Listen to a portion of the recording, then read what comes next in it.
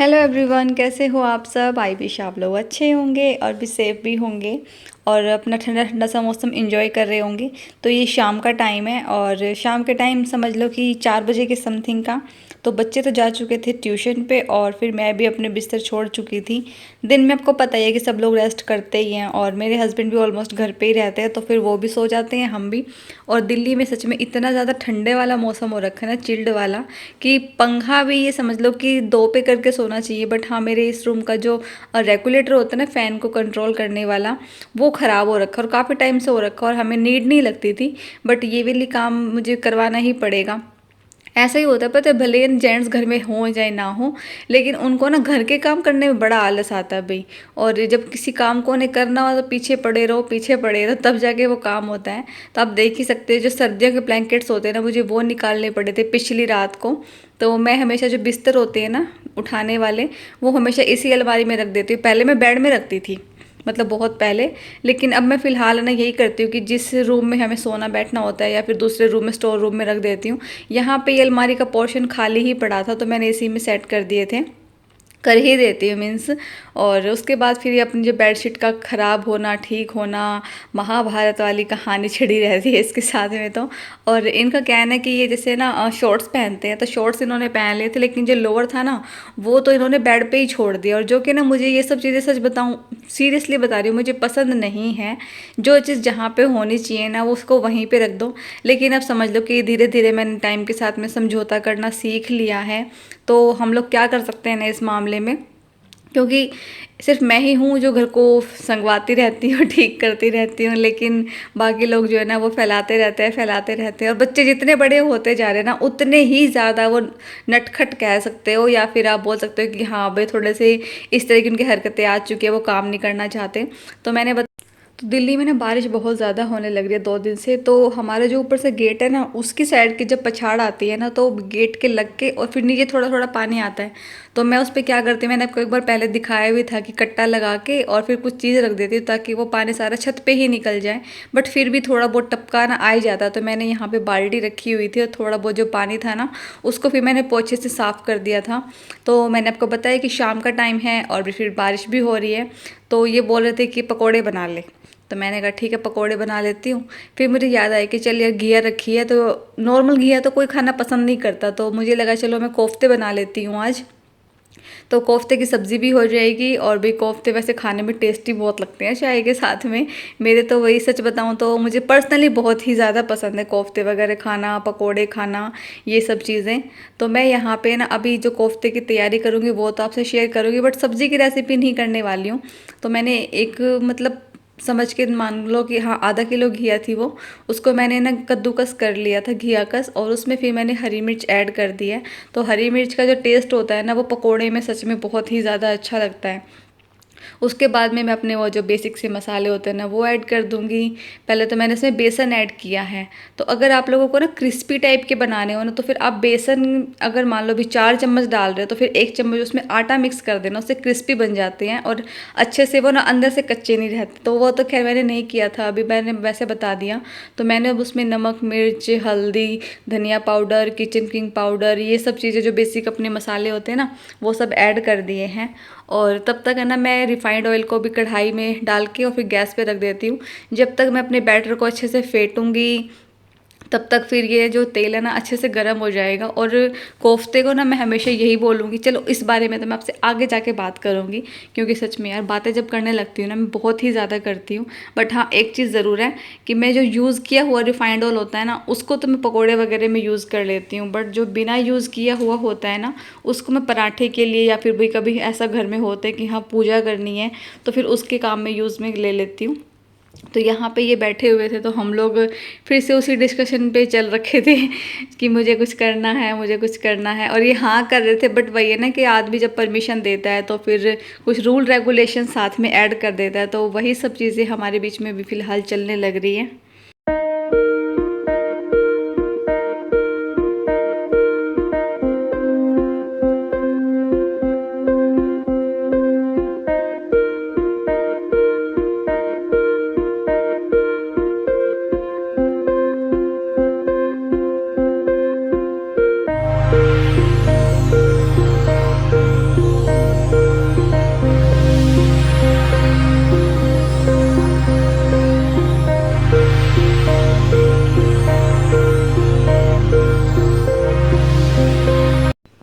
बच्चे ट्यूशन जा रखे थे और मुझे लगा चलो वो जब उनके आने का टाइम होगा ना तभी बना लूँगी, वो भी फिर गरम गरम खा लेंगे। तो मैंने फिर बीच में ना गैस को ऑफ़ कर दिया था कि एक तो मैंने मतलब कम से कम 5 से 10 मिनट तक उसको फेंट लिया था, जो वो बैटर तैयार कर रही थी मैं कोफ्ते के लिए। फिर बस लगता ही है ना कि हाँ चलो भाई, जैसे हमारा मन करता है गरम खाने का तो बच्चों का भी तो करता है ना, उनको मैं कैसे ठंडे दे दूँ। तो मुझे लगा चलो तब तक मैं अपना ये वाला काम निपटा लेती हूँ जो शाम की झाड़ू होती है। और यहाँ वॉश बेसिन के पास है ना पानी टपक रहा है, इन्होंने ठीक भी किया था लेकिन फिर भी एक होता है ना कि पहले बहुत ज़्यादा था, तो अब ये समझ लो कि हाँ 10% बाकी, जितना पहले टपक रहा था। तो मैंने यहाँ पे ये डब्बा रखा हुआ है, ये 1-2 दिन में भर जाता है तो मैं इसको फिर खाली कर देती हूँ। तो यहाँ पे बस मैं बाहर वाले चौक में आ चुकी हूँ झाड़ू लगाने के लिए। मुझे नहीं लगता कि भाई मतलब इस तरह के काम आना सिर्फ दिखाने वाली बात होती है, ये सब काम तो ना अपने में रेगुलर होते ही हैं। भले ही आपके घर में ना इतना काम हो ना हो, लेकिन शाम की झाड़ू का तो एक मतलब बनता ही है अपने यहाँ पे। तो झाड़ू वगैरह बन लग चुकी थी और बच्चों को आने में मतलब 10 मिनट बाकी थी, 5 बज चुके थे। तो ये वे 5:15 बजे तक आ जाते हैं। और जो कोफ्ते होते हैं ना उसको बिल्कुल मीडियम सी आंच पे हमें फ्राई करना पड़ता है, अदरवाइज़ वो ऊपर से तो जल्दी सिक जाते हैं और अंदर से फिर कच्चे रह जाते हैं। तो मैं हाथों की हेल्प से यहाँ पे कर रही थी और मेरा हाथ है ना आज जल गया, मतलब जो एक इंगेजमेंट वाली फिंगर होती है ना, मतलब लास्ट थर्ड जो सेकंड होती है, वो वाली हल्की सी जल गई थी। तो एक राउंड तो मैंने इसमें बना दिया है और जो एक राउंड बचेगा ना उसके फिर मैं सोच रही थी कि चलो मैं वो कर दूँगी, सेकंड राउंड बना दूँगी, उसकी सब्ज़ी बन जाएगी। तो कुछ कोफ्ते ऐसे थे जो जैसे एकदम से तेल गरम था ना तो मैंने डाल दिए तो वो ऊपर से सिक गए थे, अंदर से कच्चे थे। तो मैंने उनको बाहर निकाल के उनको फिर से ना हाफ ऑफ कर दिया, या फिर उनको थोड़ा सा हाथ से प्रेस कर दो तो वो फिर अच्छे से सिक जाते हैं दोबारा से। तो मैं हमेशा पकोड़े ऐसे ही बना दूँ, एक है ना क्रिस्पी पकोड़े बनाने की यही ट्रिक है। अगर आप लोगों को लगता है कि हाँ आपको कुछ ज़्यादा क्रिस्पी चाहिए है मार्केट जैसे, तो फिर उसमें जो उनका सीक्रेट होता है वो होता है चावल का आटा मिलाना। तो चावल के आटे से भी बहुत ही क्रिस्पी क्रिस्पी से पकोड़े तैयार हो जाते हैं। अभी पता कढ़ाई में जब मैं पकोड़े डाल रही थी, मतलब कोफ्ते डाल रही थी, तो मेरी ये वाली फिंगर है ना इस पे तेल लग गया गरम गरम। तो मैंने ठंडे पानी लिया, इसके अंदर बर्फ डाल दी। हेलो गाइस, कैसे हो आप सब? ओहो किसी किसी हो रही है आज तो, मेरे को भी कर दिया क्या बनाई। पता है शैंकी अब भी मेरे साथ होता है, इतना बड़ा तो यहाँ पे ये जो गिलास है ना मेरा, इसमें मैंने थोड़ी सी बर्फ डाल ली थी और पानी डाल लिया है। ये वाली फिंगर जली है, इंगेजमेंट फिंगर बोलते हैं ना इसको।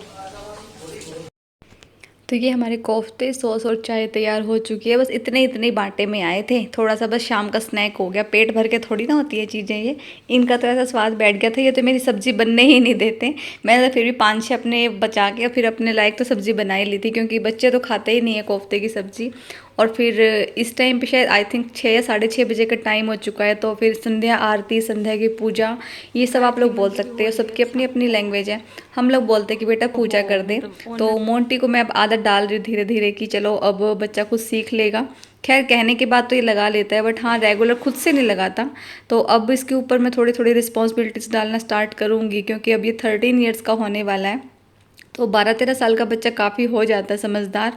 तो हम दोनों माँ बेटा ने पूजा कर ली थी। मैं इसको बोलती कि बेटा बुद्धि मांग लिया कर तो इसने हमेशा बुद्धि ही मांग लेता है। तो भी आप लोग भी एक बार हाथ जोड़ लो। हमारे जो भगवान जी हैं, देवता हैं, हमने तो उनसे आशीर्वाद ले लिया था। और उसके बाद में ना फिर बच्चे जैसे ट्यूशन से आते हैं तो उनका काम यही है, वो इधर उधर कुछ कुछ फैला देते हैं। तो बैग जो उनके बैग होते हैं वो तो हमेशा ही कभी ठिकाने पे मिलते ही नहीं, और इनका हेलमेट कभी ठिकाने पे नहीं मिलता।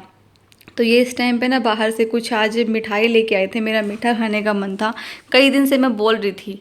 तो फिर मैंने आज इनको स्पेशली भेजा कि यार ठीक है अब तो भी बोलचाल अच्छी हो गई है तो प्लीज़ आज तो ला दो क्योंकि मैं मीठे की बहुत बड़ी मकोड़ा हूँ।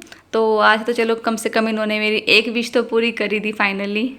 तो सब्ज़ी मैंने बना ली है, रोटियां भी बाकी हैं, और ब्लॉग का एंड करने से पहले मुझे आप लोगों से कुछ बातें करनी थी।